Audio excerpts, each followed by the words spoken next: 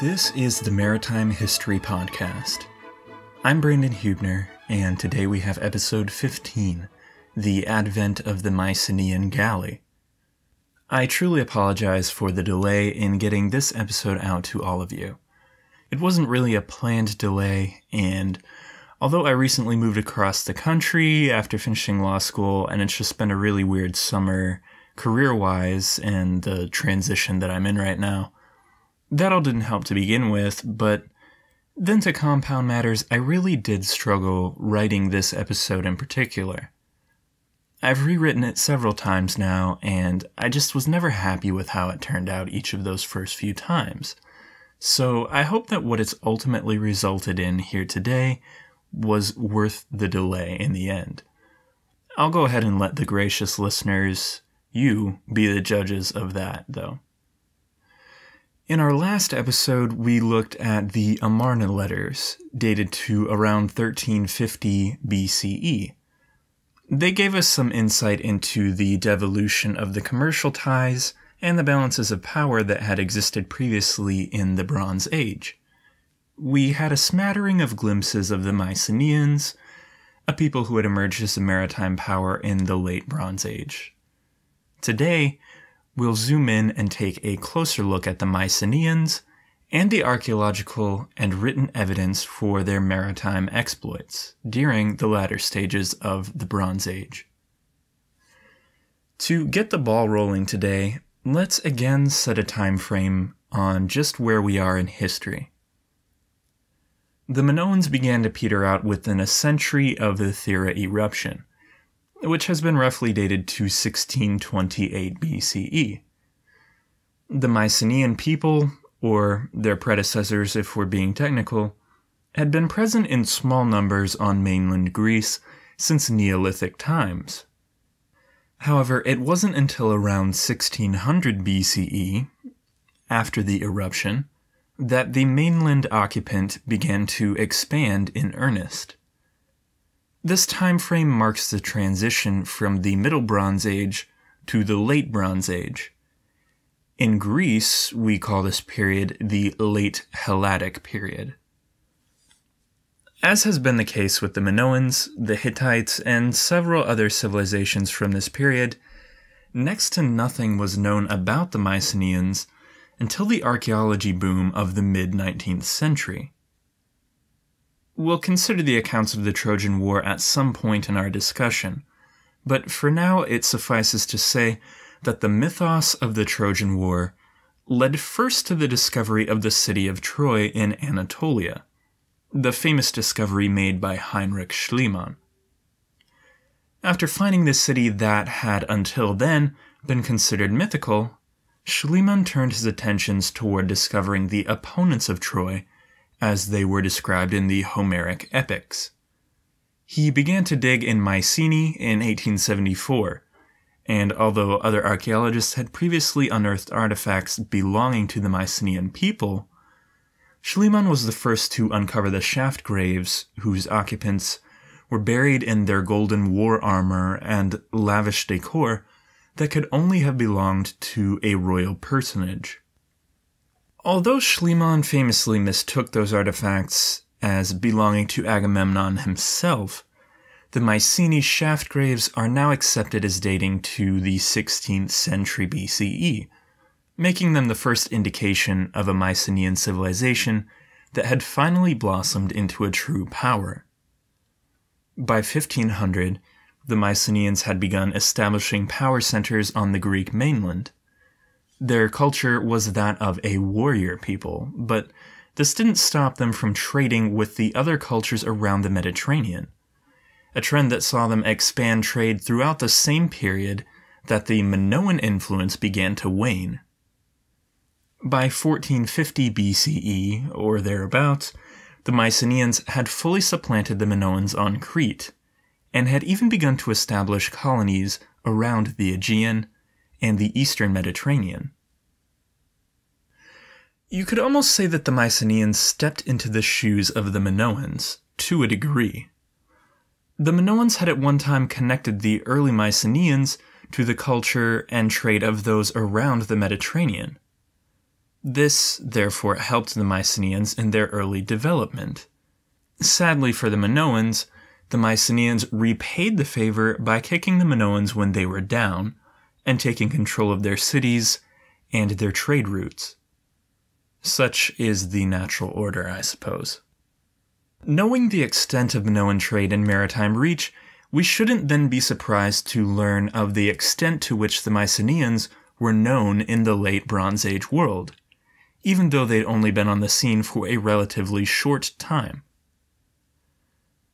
To get a better idea of the Mycenaeans' reach, let's again return to a name and a time that we've visited several times now already.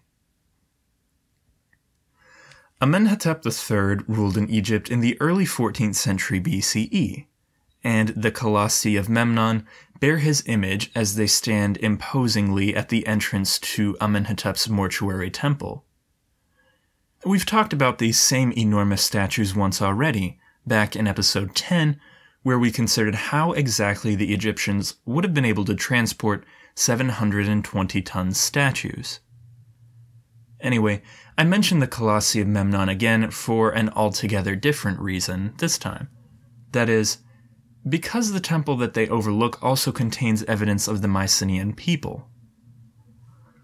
This evidence exists on what was once the base of a smaller statue of the pharaoh, a base that now sits in a row with 5 other similar bases of stone block.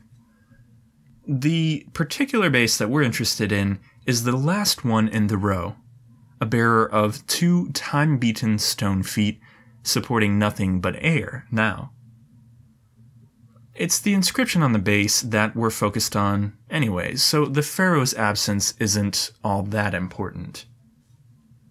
For some help in explaining the purpose and significance of this statue base, I turn to the words of Professor Eric H. Klein of George Washington University. In his book 1177 BC, The Year Civilization Collapsed, Professor Klein says the following. Each of the 5 bases is inscribed with a series of topographical names carved into the stone within what the Egyptians called a fortified oval. An elongated oval carved standing upright, with a series of small protrusions all along its perimeter. This was meant to depict a fortified city, complete with defensive towers, hence the protrusions. Each fortified oval was placed on, or rather replaced, the lower body of a bound prisoner, portrayed with his arms behind his back and bound together at the elbow, sometimes with a rope tied around his neck, attaching him to other prisoners in front of and behind him. This was a traditional New Kingdom Egyptian method of representing foreign cities and countries. Even if the Egyptians didn't actually control these foreign countries, or were even close to conquering them, they still wrote the names within such fortified ovals as an artistic and political convention, perhaps as symbolic domination. Now, whether it was intended as a symbolic domination or not, similar New Kingdom fortified oval lists mentioned all of the big civilizations and cultures of the time. The Hittites, Canaanites, Assyrians, Babylonians, and Nubians were all on the main land masses of Africa and the Middle East up into Asia Minor.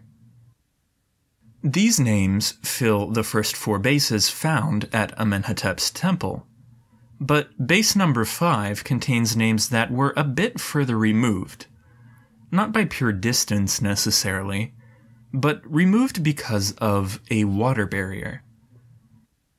I hope you'll agree with me by now that water wasn't all that much of a barrier to these ancient peoples, and in many cases it was a tool that they used to accomplish things they couldn't otherwise have achieved. But it's still surprising to see the names that were chiseled into base number 5. The names are arrayed along 2 sides of the base. On the front we find the head names, separated by a dividing line. These 2 main names are Keftiu and Tanaha, the Egyptian terms for Crete and mainland Greece. these names appear in other places from a similar time period, so their correct interpretation is pretty much accepted across the board. After the dividing line on the base, it lists a handful of specific cities within the main regions of Keftiu and Tanaha. In order, they are Knossos and Amnisus, followed by Phaistos and Kydonia, all cities that were tied to Minoan palaces on the island of Crete. The island of Kythera is then named, an island that lies in the Cyclades, roughly equidistant between Crete and mainland Greece. The list then names Mycenae and a Greek mainland port city, now Pleion, followed by Messenia and what is possibly a reference to Thebes. The list concludes with more names from Minoan Crete. Klein calls this list the Aegean list, and he interprets it as being evidence of an Egyptian voyage during Amenhotep III's reign.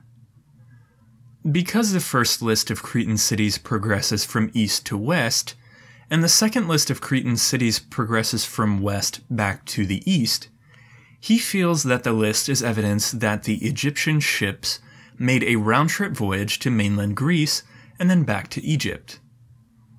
If true, the Aegean list would be our oldest indication of a major Egyptian voyage to the Aegean and to Greece proper. Although we know that the two civilizations had traded frequently, it's been generally thought that the Minoans and other merchant classes from coastal cities were responsible for the actual shipping.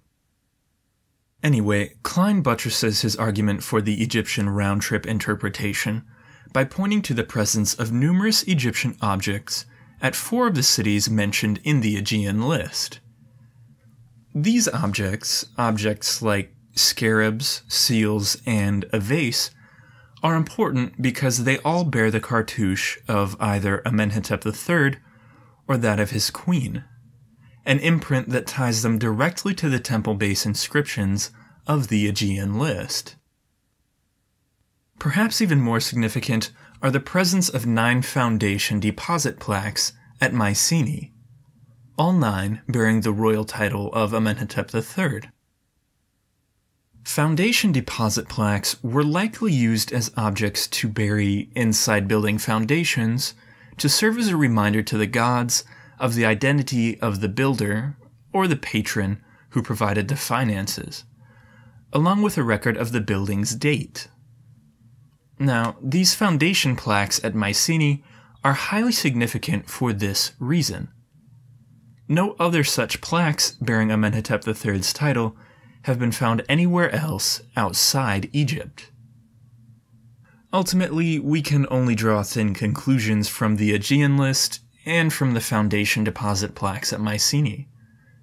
They don't give us much insight into the extent of the contact between Egypt and Mycenaean Greece during the early 14th century BCE, nor do they illuminate the impetus behind the contact.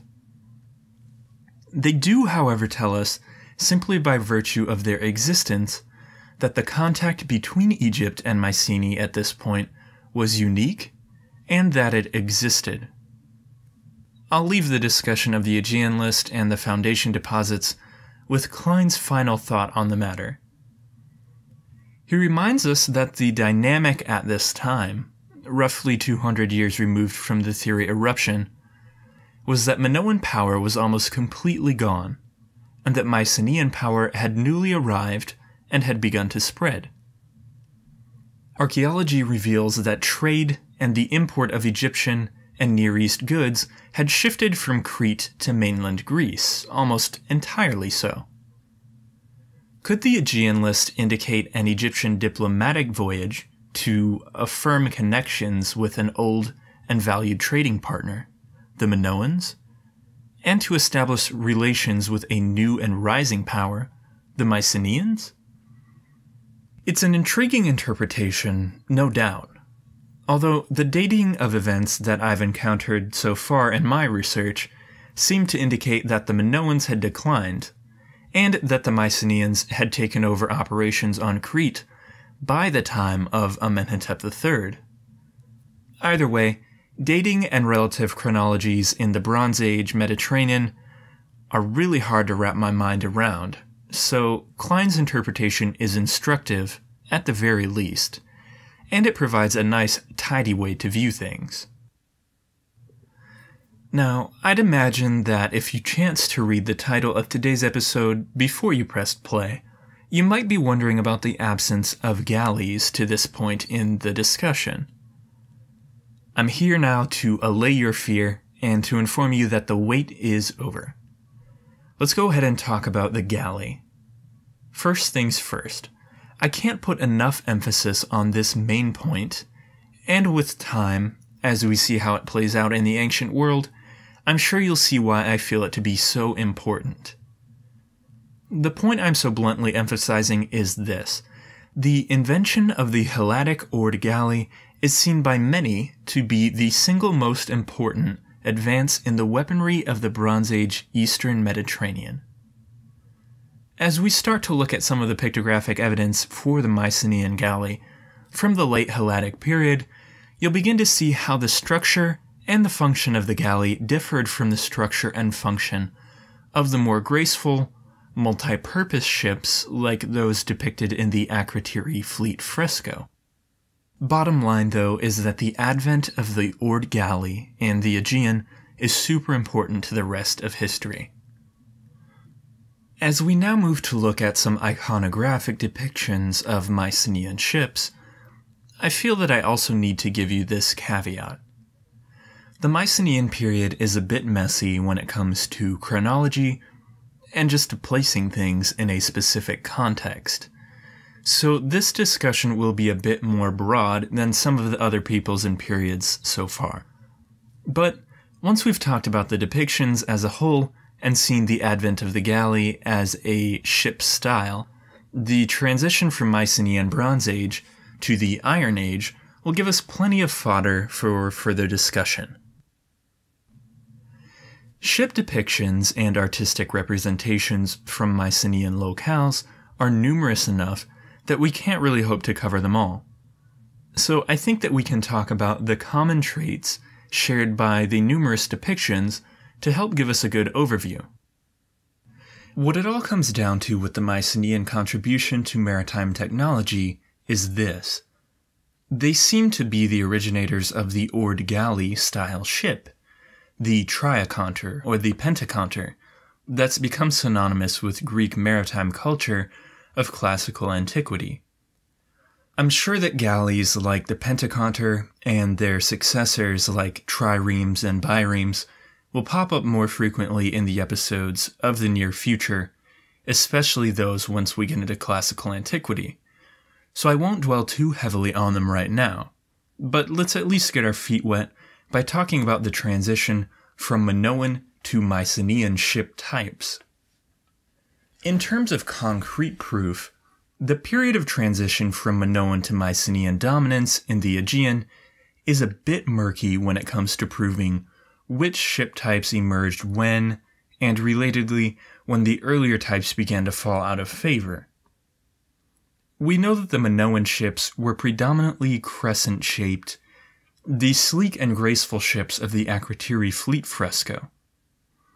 The Mycenaean Galley is certainly not an adaptation of the Minoan ships, as its design radically differs from the Minoan style, so we're left a bit in the dark about how and why the Mycenaean Galley style originally emerged. At the least, we can safely assume that it wasn't an outgrowth of a gradual evolution in style, since the style is such a drastic departure from anything previous to it. If anything, the Mycenaean Galley seems to indicate a shift from the all-purpose ships of the Minoans to a more purpose-built galley. The Minoan ships were adaptable to both the purpose at hand and to the conditions, with various purposes ranging among the transport of troops, goods, or even simply the fast movement of a lightly loaded ship. Sails took advantage of good weather conditions, but oars were available if necessary for help entering and leaving harbors, or surmounting foul weather. The Mycenaean Galley-style ships, however, were engineered to serve a more narrow purpose. Yes, they contained a mast and a sail, but the lengthy, narrow hull and the prevalence of the oar-powered propulsion emphasized speed while sacrificing wind power and storage capacity, making them important parts of the warlike pursuits of the Mycenaeans, the Achaeans, and the Greek peoples all down through their history. With this main distinction in mind, let's now look at some examples to see just how the structure differed and how the Mycenaean artists normally depicted their ships. The common depiction style for the Mycenaean galley, at least early on in its lifespan use, has come to be known as the horizontal ladder depiction. This label is pretty accurate, as some of the more earlier depictions are centrally focused on what is just a ladder, drawn horizontally instead of vertically. Now obviously the artists also added a sail and the necessary rudder or steering oar, and generally also included a prow with some type of decoration. But the horizontal ladder section is what typifies the late Helladic depictions of the galley. Take for instance a ship that's depicted on the side of a larnax that was discovered at Gazi on Crete and dated to the 12th century BCE. This ship depiction is little more than just a large sail added atop a horizontal ladder, but it conveys the idea quite clearly. The ladder itself sits on top of a more thickly drawn hull. There are 27 vertical rungs to the ladder, one of which is the mast itself, so in total the artist seems to have been depicting a galley-style ship with 28 rowing stations. Perhaps the artist's loose and somewhat inaccurate depiction of a pentaconter, a galley rowed by 50 men, 25 to a side if we assume the depiction to only be showing one side of the ship.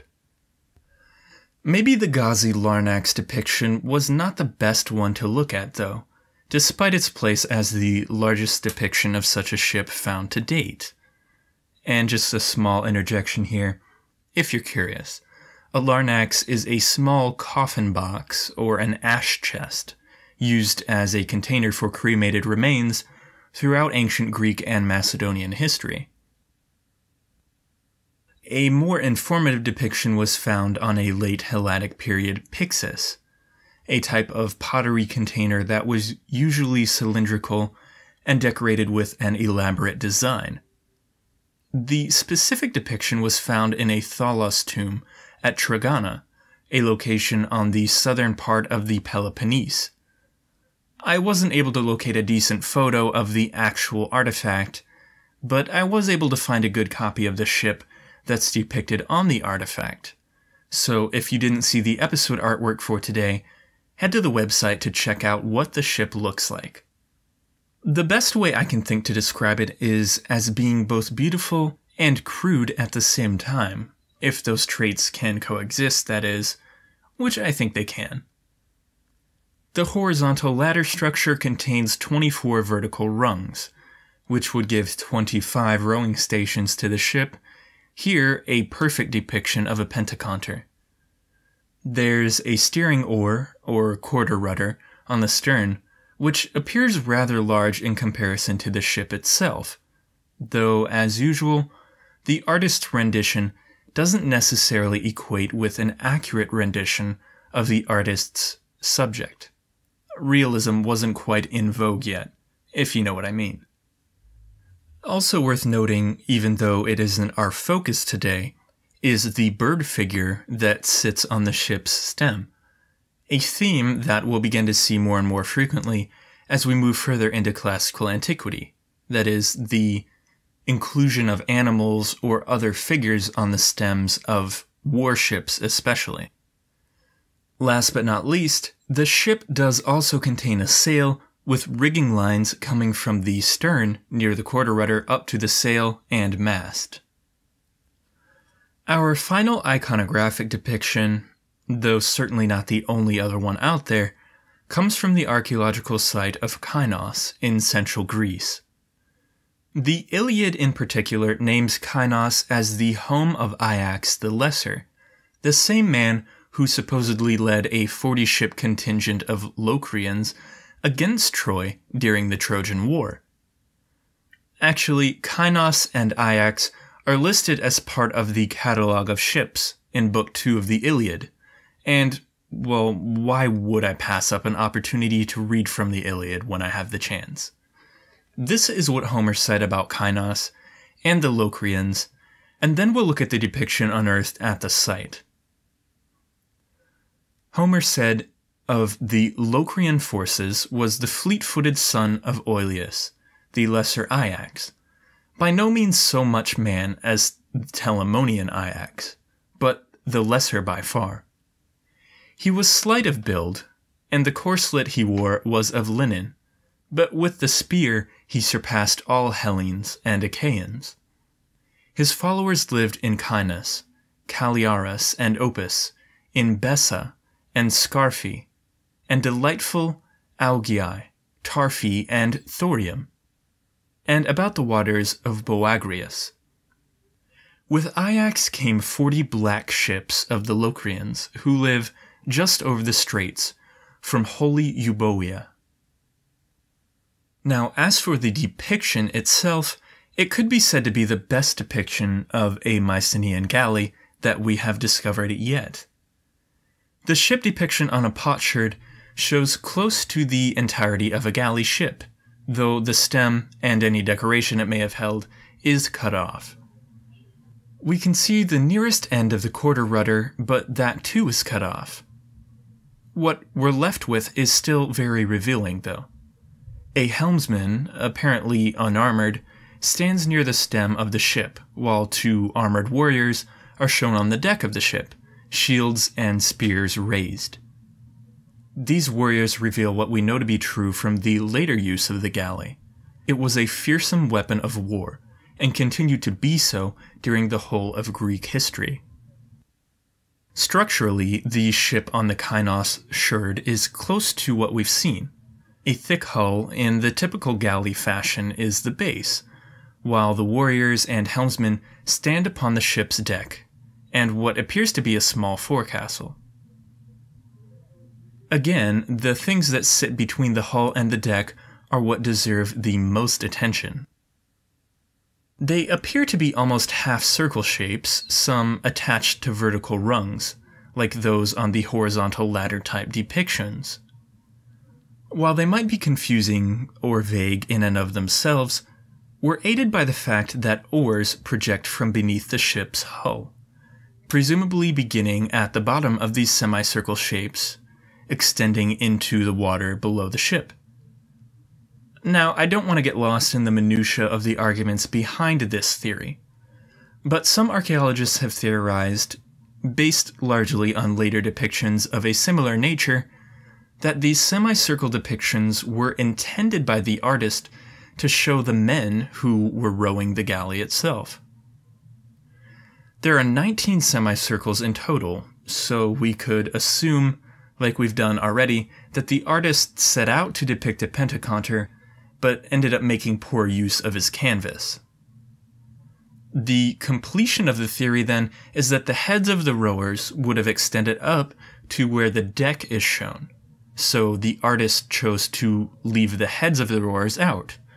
And there are similar later Greek depictions of galley rowers with their heads behind screens, giving the impression that their heads have disappeared. I think the rower theory for this depiction is pretty valid, but if you're curious, you can read more about it in the Mycenaean chapter of the book Seagoing Ships and Seamanship in the Bronze Age Levant, a marvelous resource that I've gone back to a few times now. To this point, then, we've seen 3 iconographic depictions of the galley that developed following the emergence of the Mycenaean peoples. They were nice and they were helpful, but the hands-down best resource for info about the galley during this period comes from where else but Egypt. Maybe you're tired of hearing about things from or connected to Egypt, but the region is a key area for info from the ancient world, and I'm sure you're aware of this, but the arid Egyptian climate and the ancient occupants' penchant for entombing all sorts of things has been of great benefit to our modern attempts to illuminate the past. This latest item from Egypt was discovered in a tomb in Gurob, a city on the Nile in Lower Egypt. As has been the case with a few different Egyptian artifacts so far, this ship model was originally discovered in 1920, and briefly written about at the time of its discovery, being described as a model boat of a pirate ship on wheels, perhaps to serve as a child's toy. The artifact was pretty much ignored until an archaeologist rediscovered it recently and undertook to write about it in detail. Now, one important aspect of this model, apart from the fact that it's the oldest model of an Aegean-style galley, is the fact that it was painted before it was buried, which gives us a really rare insight into the way in which ships may have been decorated in the ancient world, and especially in the ancient Aegean. The structural characteristics of the ship are fairly similar to the depictions we've already talked about, though the practical building of a physical representation probably required the builder to make some adaptations. There are stanchions along either side of the hull, the rungs in the horizontal ladder iconographic depictions. And although there aren't 24 of them to accurately depict a pentaconter, nor are there 25 oars on either side, dots along the hull are thought to represent oar ports, as the number and spacing align with the 25 oars per side layout of the pentaconter galley. This model also contains a stem post, like the depictions already discussed, but it's not entirely clear that an animal was intended to be part of the design, as it frequently was in the other depictions I mentioned a minute ago. The coloring, though, as I said, is the important part on this model. The hull was painted with a white base layer, while black was then painted over the bottom half of the hull, and a red stripe sat above the black half and dissected the white portion. The significance of this paint job, I guess I'll go ahead and call it, is discussed by Geoffrey Emanuel in his lecture entitled Odysseus's Boat: New Mycenaean Evidence from the Egyptian New Kingdom. Emanuel is a CHS Fellow in Aegean Archaeology and Prehistory at Harvard's Center for Hellenic Studies. In his lecture, as you may have gathered from the title, he makes some very insightful connections between this ship model and the Homeric references to the ships of Odysseus and the Achaeans. This is another topic that's been written about heavily, and part of me wants to spend hours talking about the Iliad, the Odyssey, and how we can use them to inform our view of Mycenaean and later Greek history, but I'll try to hit the high points. As Emanuel points out, Homer describes the Achaean ships as black, something you may have noticed when I read the passage earlier from the Iliad. Homer also calls the ships of Odysseus in the Odyssey red-cheeked. Homer refers to black ships at least 80 times throughout both the Iliad and Odyssey, so it must have been a common appearance of ships on the Aegean and the Mediterranean at the time. Emanuel takes these references to black ships to allude to dark-colored pitch that would have been used to coat and seal the hull planking of the wooden galley-style ships.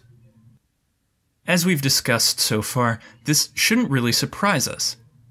Pitch sealing of the hull became a necessary part of keeping a ship seaworthy, and it was done in one form or another for the entire future history of wooden ships on the seas, even to this day. Think back to the bitumen coating on the reed boats of the Ubaid people way back in our first episode, and you have the same idea here at play. That then is the bite-size importance of the Gurob ship model, and its tie to Homeric references to Achaean galleys. Dr. Shelley Wachsman is a scholar of nautical archaeology of the Near East and has written an entire book covering his theories about the ship model and its possible relation to the infamous Sea Peoples. I'll leave those possible ties until we talk about the Sea Peoples here soon. But in a nutshell, just to whet your appetite, it seems that the Sea Peoples adopted the Achaean galley ship style as their own, and used it to devastating effect in the century and a half following on the heels of 1275 BCE or so. That would certainly be a tough pill to swallow for the Mycenaeans, since they were the original developers of the galley that was apparently used later on by the Sea Peoples. We'll get to that in time, however, and really it won't be too far off now. The late Helladic period, which covers most of the Mycenaean presence and disappearance from the Aegean, is a tough one to look at chronologically, like some of what we've already talked about has been. Today, we've seen the main purpose of the galley and its main methods of depiction in the historical record, but dating, chronology, and a coherent narrative for the historical period now, and in the next few episodes to come, are perhaps better left to other podcasts entirely. I think we're at a good point to call it quits for today, but don't worry. I have some material already lined up for the next few episodes, so there shouldn't be too much of a delay. We have a few highly informative shipwrecks from this period, namely the wreck at Uluburun, a site off the Anatolian coast in the Mediterranean, along with another wreck off Cape Galadonia, a site in a similar location. We've also got some material on the way related to a mythical ship from the period, one that I think would make for a great episode to discuss some topics about the role that ships played in Greek mythology, along with a modern reconstruction of a Greek galley ship. I'm toying with the idea of making that episode a member feed type episode, as I'd like to be able to put more of my focus into the podcast. However, that is a bit hard to do with little to no return on my investment of numerous hours in research and production. I should say little to no financial return, because I've really enjoyed producing this podcast. I'm quite grateful for those of you who've already supported my efforts to date, and I hope you understand that I'm just trying to take the podcast to the next level, so to speak. I'd likely do this member feed episode and all the rest through Patreon, barring any better suggestions, so those of you who already support us on Patreon would only have to check out the feed there for access to the episode once it's out. After those two episodes, we'll then move on to look at the fall of the Mycenaeans and the conflicts of the Sea Peoples with both Egypt and the other peoples of the Mediterranean. As you can tell then, we have a ton of material on the horizon, and I'm really excited to share all of it with you in the near future. Before I wrap up completely for today, I also want to say thanks to the listeners who've kindly left 5-star reviews on iTunes since the last episode. Those listeners are Captain Frog, Sandy Beach, RJS Chats, I hope I said that right, and History's Bone, a name that I'd be kind of curious to hear the story behind. Thanks to each of you for the reviews and for the support. My last item for today comes in the form of a short book review. I'd like to also start doing these on a somewhat more regular basis, and I think I'll go ahead and post longer versions of each review as a standalone post on the website, where I'll make a separate category for book reviews. Anyhow, today's book is Medieval Maritime History by Charles D. Stanton. Published by the Maritime imprint of Pen and Sword Books, this book is a treasure trove of information on the topic indicated by the title, a volume that I anticipate returning to frequently once we start discussing medieval maritime history in some more depth. And even though we haven't arrived there yet, I really enjoyed perusing the topics that Mr. Stanton has included in the book. The volume is confined to the medieval maritime history of Byzantium and Europe, so look elsewhere if you're interested in the maritime exploits of Asia or even beyond during medieval period. That being said, the area which the author chooses to focus upon is covered quite thoroughly and in a fairly concise manner. The endnotes are skillfully documented, something I always look for in a quality volume of history, not to mention the fact that they are great sources for pursuing further research, so that also pleased me with this book. As for the meat itself, the author has deftly organized the book into 10 chapters, each chapter a focus on a separate period of conflict on the seas of the medieval world. Stanton further divides these periods into the differences of maritime conflict between Northern Europe, involving the Vikings, English, and French, from the conflicts of Southern Europe, involving the Byzantines, Muslims, Normans, and even the Crusades. Each period and region is illustrated by the author's reconstruction of a key engagement based on the historical documents that are available. I especially appreciated, and I'm sure I'll come to appreciate even more so, the author's focus on a wide range of issues related to medieval maritime history. Issues such as the ships themselves, their navigation, the naval strategy and battle tactics behind their use, but even social issues such as the crew who would man a ship in the medieval world, and the living and fighting conditions for a crewman on board the ships. Basically, what I'm trying to say is that if you're interested in medieval maritime history, you'll be hard-pressed to find a more informative and better organized volume of medieval maritime history as a whole. If you're interested in the book, look for links in today's show notes and for the review once I get it posted to the website. That then brings things to a close for us today. Keep up with the podcast news and updates on Facebook, where we have a group for listeners and fans of maritime history, or on Twitter if you prefer that route. If you're curious about ways to support the podcast, also feel free to check out the site or look for us on Patreon.